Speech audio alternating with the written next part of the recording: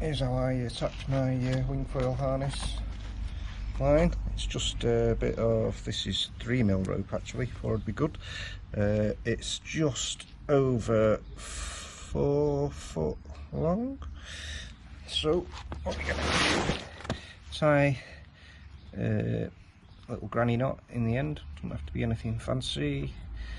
Do it up tight-ish, doesn't even need to be that tight. And then we will go around the back and then under itself,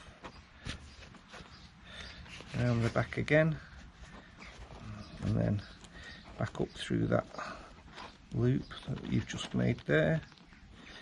Keep it in the middle and then just jiggle this big long one to tighten it up. Make sure it stays in the middle of those two on the top there, and then that is all there is to it on this end. If you ever want to undo it, just jiggle this knot end, the end with the knot, and it'll come undone really easily. But we'll tighten it up for now. On the other end, we'll do the same attachment. So it goes round the back, under itself, round the back again, back up through the loop, pull it tight. Now you can adjust the length of your line at this stage just by tying a knot at any point along this line. Another granny knot, mine goes about here. It's quite easy to adjust on the water anyway, and then we will jiggle it all tight again until this knot sits in that sort of U-shaped bit there. Put it a bit tight, give it a bit more jiggle, and then we are good. Oopsie daisy. That actually looks a little bit longer than I would like,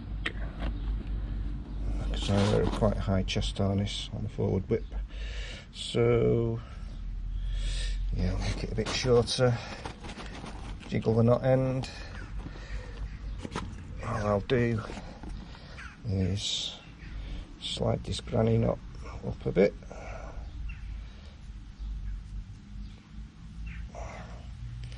Like so, that's probably a bit too much.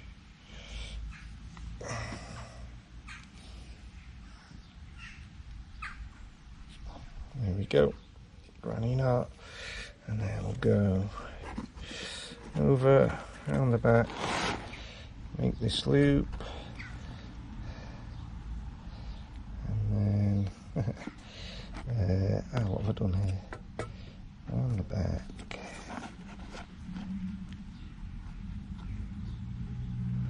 Oh, that's weird. What have I done? Oh, yeah. There we go, around the back that way, from the bottom up. And then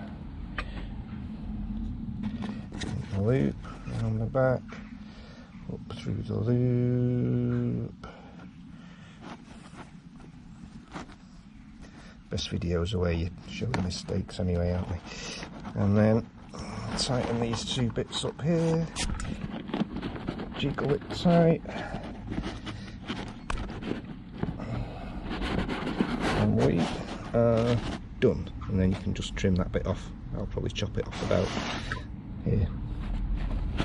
Easy.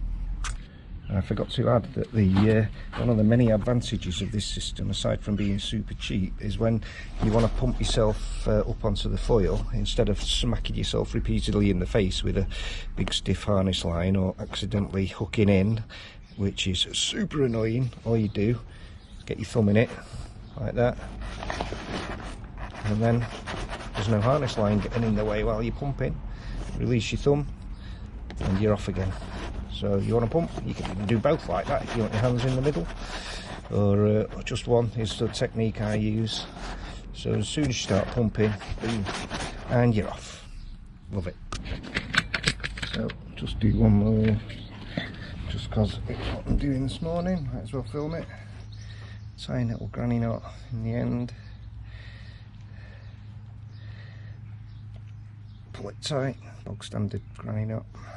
I'll go round the back, make the loop, round the back, look through the loop, jiggle it all nice and tight. Try and get these two bits close together so that they hold the knot securely, and then sort of spin it around so it's coming out of the front of the handle, not out of the bottom. Get it nice and tight.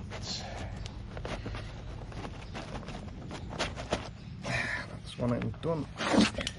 So my rope again was about 4 foot, so we'll tie that in around about the same sort of place it was on the other one. And then we go up around the back, make the loop, around the back, up through the loop, boom, boom, bang, bada, bada, boom. Is that about the right length? It's pretty short, that one. Maybe the handles are further apart or something, I don't know. Yeah, I'll make it a little bit longer. So jiggle that one, get it all loose. Boom, boom, bam. Slide the granny knot outwards a bit this time.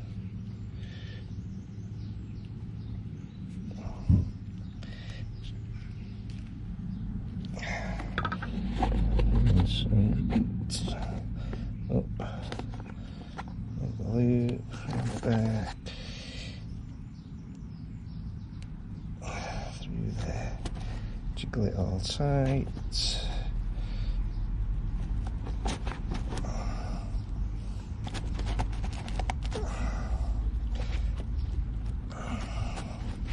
So you want these two bits to be as close together as you can get so that they secure the knot. Oh, sorry.